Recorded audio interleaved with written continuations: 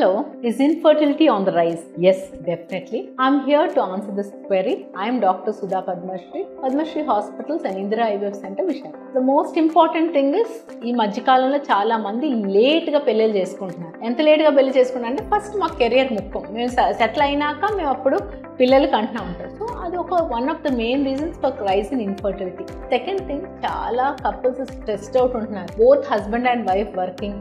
ఒకలేమో night shifts, ఒకలేమో day shifts, వాళ్ళిద్దరికి కలవడానికే టైం ఉండదు. So this could be one of the reason for infertility. Third thing is that lots of pollutants ఎన్విరాన్మెంట్లో అంతకు ముందు కంటే ఇప్పుడు పొల్యూషన్ రేట్స్ మనకు చాలా హైగా ఉన్నాయి. So that is also one main reason. ఇంకోటి smoking, constant alcoholic, severe alcoholism, drugs, ఇవన్నీ కూడా they can definitely effect the infertility. Especially in men. ఎక్కువ ల్యాప్టాప్స్ ఒళ్ళో పెట్టుకొని పనిచేయడం వలన ఆ హీట్ జనరేట్ అవడం వలన కూడా స్పెర్మ్ డ్యామేజ్ అయ్యి ఇన్ఫర్టిలిటీ కాజ్.